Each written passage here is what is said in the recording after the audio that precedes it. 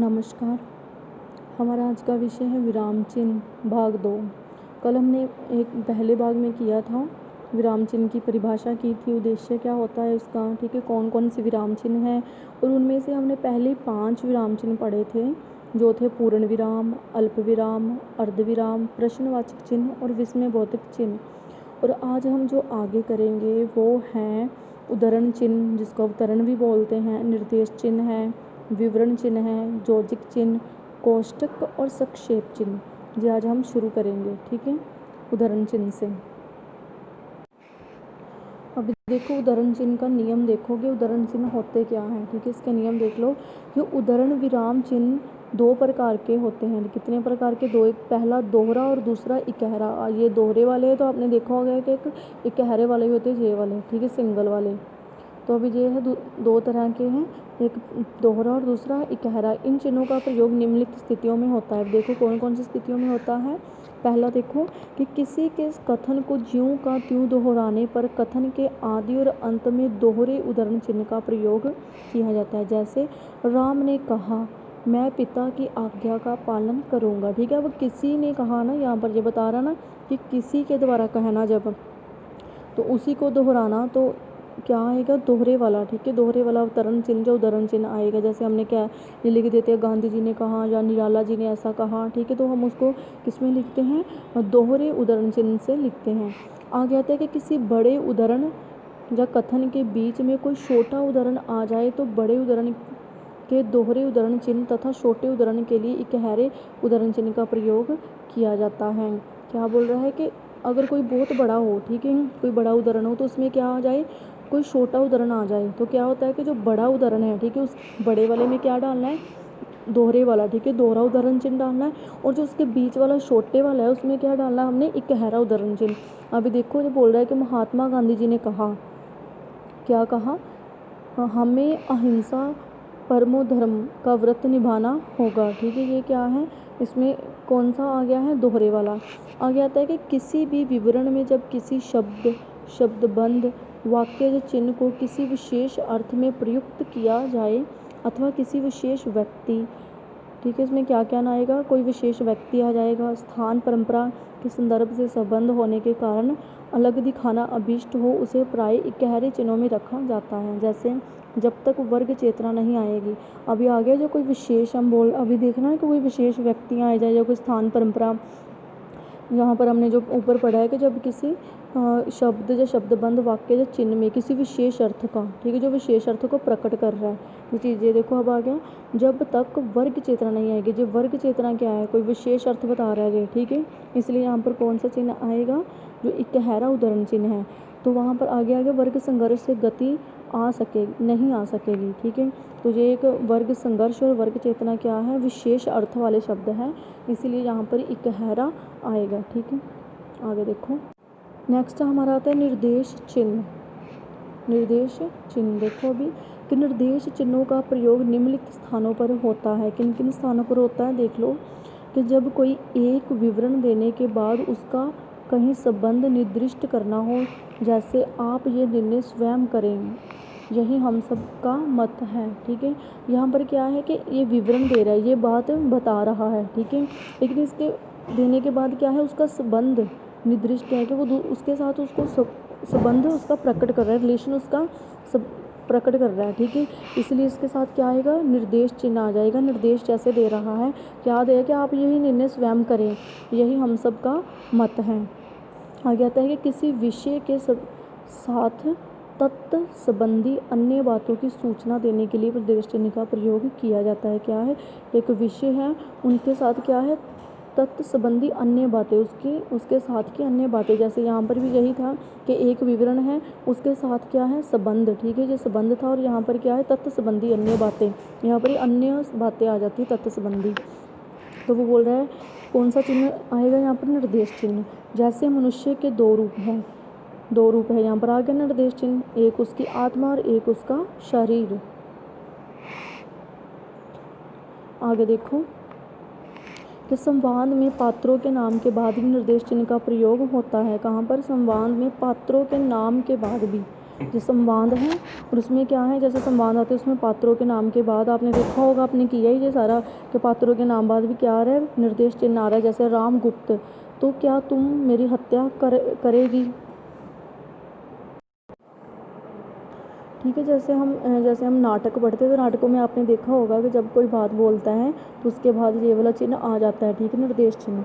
आगे देखो इसका क्या है कि किसी रचना या उदाहरण के अंत में क्या है, कोई रचना है जहाँ उसका अंत में क्या है, लेखक का नाम अलग पंक्ति में दाएं कोने पर दिया जाता है और उससे पहले निर्देश चिन्ह लगाया जाता है। अविगत गति कुछ कहत ना जाए, जैसे हम जे वाला लिख देते हैं कि अविगति की गति कहत ना आवे। ठीक है, तो यहाँ पर क्या हमने लिखना है कि जो सूरदास का, तो उससे पहले हम निर्देश देंगे कि जो किसका है। ठीक है, सूर का है, कबीर का, किसका है, तो ये हम दे देते हैं।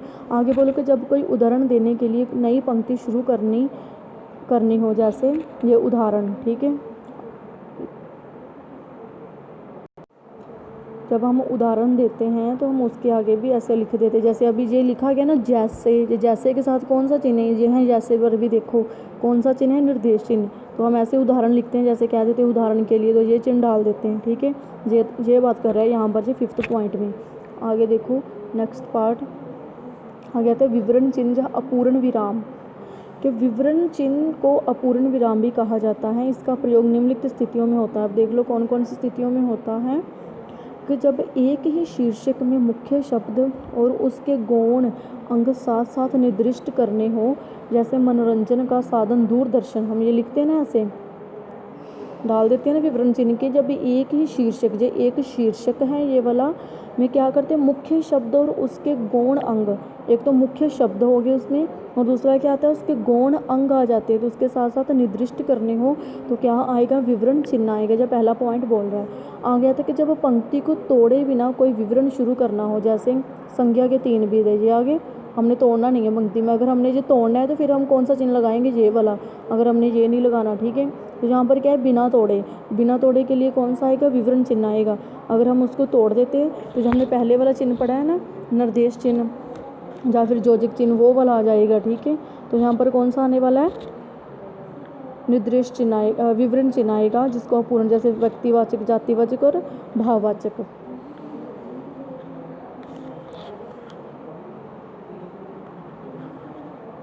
आगे देखो क्या बोल रहा है कि जब कोई विस्तृत विवरण नई पंक्ति से शुरू करना हो। ठीक है, जब कोई चीज़ बहुत बड़ी है, विस्तृत है, हम विस्तार कर रहे हैं, तो उसको नई पंक्ति में शुरू करना हो तो पिछली पंक्ति में विवरण चिन्ह और निर्देश चिन्ह, यहाँ पर क्या लिखा है, 1 मिनट, विवरण चिन्ह और निर्देश चिन्ह मिलाकर लिखते हैं। ठीक है, जैसे निम्नलिखित शब्दों के अर्थ लिखो, अनुग्रह, ज्येष्ठ और जे जीव, तो हम इसको क्या है, जब हम लिखेंगे तो निर्देश चिन्ह लगा देंगे। ठीक है, विवरण चिन्ह और निर्देश चिन्ह दोनों लगाएंगे। ठीक है, इसमें ये चीज़ ध्यान में रखनी कि इसमें दोनों ही लगने चाहिए, जैसे इन्होंने लगाए गए ये वाले, सॉरी 1 मिनट रुको, ऐसे ऐसे और ऐसे। ठीक है, बिंदी और ये वाला निर्देश चिन्ह भी लगा दिया और ये जो है विवरण चिन्ह भी लग गया, ऐसे करके हम लिख देते हैं ना कई बार कि इसके वो लिखो, अर्थ लिखो, तो ऐसे डाल देते हैं जो नीचे दिया गया है कुछ भी। ठीक है, ये बात बोल रहा है वो। आगे देखो योजक चिन्ह। अभी योजक चिन्ह क्या है, कि योजक चिन्ह का प्रयोग निम्नलिखित स्थितियों में किया जाता है। निम्नलिखित स्थितियों में अब देख लो कौन कौन सी स्थितियां हैं ये वाली। पहले देखो द्वंद्व समास के दोनों पदों के बीच। ठीक है, द्वंद्व समास आपने समास तो पढ़े नहीं होगे, चलो, लेकिन है जो द्वंद्व समास के दोनों पदों के बीच आएगा, माता पिता, ये आ गए 2 शब्द, इसके बीच में आ गया जो द्वंद्व समास के शब्द हैं। ठीक है, हाँ, आ गया था भाई बंधु, ये आ गया 2, इसमें क्या लग गया, योजक चिन्ह। हर्ष विषाद, जशप जश्रे, तो आपको बताइए। ठीक है, इसमें कौन सा चिन्ह का प्रयोग होगा, योजक चिन्ह। आगे देखो कि ऐसी पुनरुक्तियाँ के जो दोबारा से जो उक्तियाँ हैं दोबारा से आएँ। ठीक है, वो क्या, ऐसी पुनरुक्तियों में जिनके दोनों या एक घटक साधारणतः स्वतंत्र अस्तित्व रखते हो, चाहे उनमें ही एक हो शब्द को दोहराया गया हो। ठीक है, चाहे उनमें से क्या बोल रहा है कि चाहे शब्द को दोहराया गया हो, वहाँ पर क्या आएगा, योजक चिन्ह आएगा। देखो कैसे,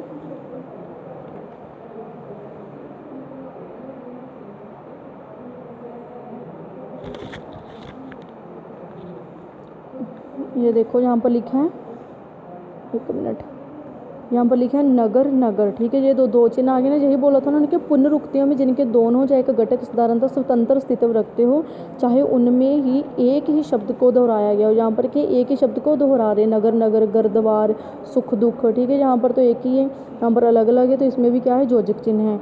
आगे है कि जब लिखते समय या टाइप करते समय कोई शब्द एक पंक्ति में पूरा ना आए और उसे तोड़ कर दूसरी पंक्ति तक खींचना पड़े तो पिछली पंक्ति में आने वाले हिस्से के बाद योजक चिन्ह लगाते हैं। या तो आप भी लगाते हो ना कि आप पूरा लिख रहे हैं तो लास्ट में एक शब्द नहीं आता तो हम आप क्या करते हैं, आगे योजक चिन्ह लगा देते हैं, ठीक है। जिसका अर्थ ये रहता है कि इसका पूरा आगे है जो अगली लाइन में है, ठीक है, लिखा गया है इस शब्द को। आगे देखो कि तत्पुरुष समास होने पर यदि समस्त पद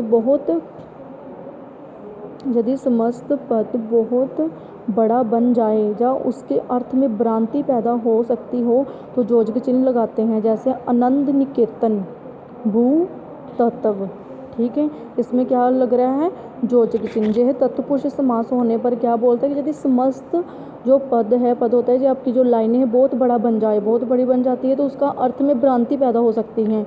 तो अर्थ क्या है, एक जैसे जब दिखने लगे तो हम क्या करते हैं, तो उसमें योजक चिन्ह लगा देते हैं कि वो अलग अलग हैं, ठीक है। अर्थ में भ्रांति ना पैदा हो, जैसे आनंद का अर्थ अलग है, निकेतन अर्थ है, भू अलग है, तत्व अलग है, ठीक है। अर्थ में भ्रांति पैदा ना हो। आगे देखो, आगे क्या बोलते हैं, समय मुल्क सा से सी जोड़ने से पहले भी योजक चिन्ह लगते हैं, जैसे तुम सा, ठीक है, बोलते हैं ना हम तुम सा, यहाँ पर क्या लगे, योजक। बहुत से, थोड़ी सी, ये याद रखने के कहाँ कहाँ ये चीज़ें लगनी हैं। आगे देखो नेक्स्ट आता है कोष्टक, ठीक है। ये जो जिसको आप इंग्लिश में ब्रैकेट बोलते हैं वो हिंदी में क्या है, कोष्टक है। इसकी स्थितियाँ देखते हैं हम क्या क्या बनती हैं। देखो कि कोष्टक का प्रयोग निम्नलिखित स्थितियों में होता है, वाक्य या किसी शीर्षक के अंतर्गत, या तो वाक्य हो या क्या हो, कोई शीर्षक जैसे ये लिखा हुआ है के अंतर्गत कोई ऐसी बात जोड़ने के लिए मुख्य वाक्य या शीर्षक का अंश ना होने पर भी उसके अर्थ या संदर्भ को स्पष्ट करे। जोड़ी गई बात को कोष्टक में रखा जाता है, जैसे हमें परम पिता की भक्ति में मन लगाना चाहिए। परम पिता क्या है, ठीक है। यहाँ पर परम पिता किसे कहा गया है, परमात्मा को कहा गया है, इसलिए यहाँ पर परमात्मा इसीलिए लिख दिया गया है कि कहीं हम लोग कोई और अर्थ ना जोड़ ले, कि परम पिता किसी और को ना मान ले, इसलिए यहाँ पर उसका जो अर्थ है कोष्टक में दे दिया गया है। आगे देखो, आगे के नाटक में रंग संकेत देने के लिए या संवाद में पात्र की दशा या भाव को व्यक्त करने के लिए भी कोष्टक का प्रयोग किया जाता है, जैसे रामगुप्त जोंप कर हंसता हुआ, हे बताइए आतम्य जी, ठीक है, सॉरी अमत्य जी। यहाँ पर क्या है, जोंप कर हंसता हुआ, वो किस प्रकार से आ रहा है, उसकी स्थिति बता रही है कि वो हंसता हुआ आ रहा है, ठीक है। तो ये किस में आ रहा है, कोष्टक में हम इसको लिख रहे हैं। आगे आता है ये बिंदु डालकर, डैश डैश डालकर, ठीक है, विराम चिन्ह, सॉरी यहाँ पर अपूर्ण विराम लगाकर क्या लिखा गया, हत्या हत्या दौड़ो दौड़ो। तो यहाँ पर क्या है, आगे वो जो कोष्टक में भागता हुआ निकल जाता है, तो यहाँ पर उन्होंने बताया, संकेत दिया है, यहाँ पर संकेत देते हैं ना उसके लिए सारा। तो दूसरी ओर वेग सहित चंद्रगुप्त का प्रवेश, यहाँ पर क्या है, ये सारा संकेत है कि वो किस प्रकार भागता है, किसका प्रवेश होता है, वो हंस रहा है या रो रहा है, ठीक है। जो संकेत देने के लिए जब हम नाटक में, जो ज़्यादा नाटकों में चलता है, ठीक है, संकेत देते हैं जिसमें जैसे संवाद, जैसे पात्र आपस में जो डायलॉग बोलते हैं तब, ठीक है।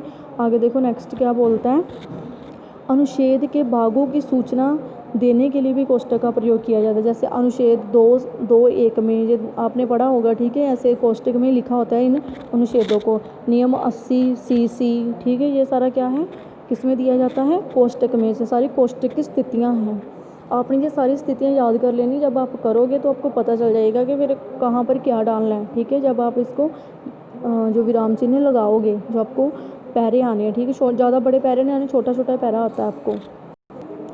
आगे देखो, किसी प्रसिद्ध व्यक्ति के नाम के आगे जन्म मरण के सन अथवा संवत का संकेत देने के लिए भी कोष्टक का प्रयोग किया जाता है, जैसे सुमित्रानंद पंत, ये हम कोष्टक का प्रयोग लग गया यहाँ पर, सन 1900 ईस्वी से सन 1978 ईस्वी, ठीक है।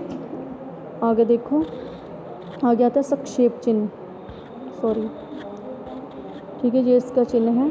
संक्षेप चिन्ह का प्रयोग निम्नलिखित स्थितियों में होता है, जब कोई शब्द पूरा ना लिखकर उसके अदाक्षर का प्रयोग किया जाता है, अदाक्षर अर्थात आधे, ठीक है, आधे का प्रयोग किया जाता है, जैसे डॉक्टर के लिए डॉक्टर, पंडित के लिए पंडित। ठीक है, ये सारी चीज़ें, ये किसके लिए कौन सा चिन्ह प्रयोग होता है इसमें, संक्षेप चिन्ह। आगे देखो जो नेक्स्ट इसकी वो है, इसका नियम है कि जब कोई नाम संक्षेप में लिखना हो अथवा किसी उपाधि का उल्लेख करना हो, या तो नाम लिखना हो संक्षेप में, या कोई उपाधि का उल्लेख करना हो, जैसे चंद्र मोहन भारद्वाज को च मो, ठीक है, लिख देते ना, ये भारद्वाज लिख कर, तथा MAPHD लिख कर, ठीक है, इसको क्या है शॉर्ट फॉर्म में, जैसे हम किसी चीज़ को लिखते हैं तो किस चिन्ह का प्रयोग होता है, संक्षेप चिन्ह का। आगे इसकी टिप्पणी देख लो कि वो क्या बोलता है इसके बारे में, कि संक्षेप चिन्ह का प्रयोग करते समय इस बात का ध्यान रखना चाहिए कि संक्षेप चिन्ह के पश्चात थोड़ी सी जगह छोड़ देनी चाहिए और उसे अदाक्षर से सटा कर लिखना चाहिए। ठीक है, क्या है कि जैसे ये यहाँ पर थोड़ी सी जगह छोड़ी है ना, स्पेस, ये छोड़ देनी कहते चाहिए। तो ये था आपका विराम चिन्ह। तो आपको क्या, आपने इनके रूल पढ़ लेने हैं, ठीक है, सारे के सारे रूल याद कर लेने हैं, तभी आप जो आपको पैरे आने वाले हैं विराम चिन्ह के लिए, आप तभी उसको कर पाएंगे कि कौन सा कहाँ पर आना है। ठीक है, तो ये थे आपके विराम चिन्ह।